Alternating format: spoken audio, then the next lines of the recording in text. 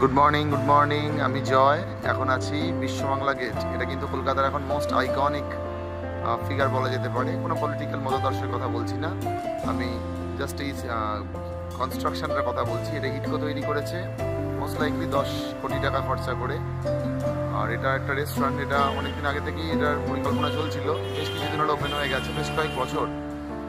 তো এটা বুক মাই শো থেকে টিকিট কাটতে পারেন আপনারা। 100 টাকার টিকিট পার পার্সন। বিকেলবেলা পৌনে 5টা থেকে একটা আর পৌনে 6টা থেকে একটা, দুটোই স্লট আছে। Limited availability. আগে থেকে বুক করা ভালো, বিশেষ করে ছুটির দিনে বা শীতকালে।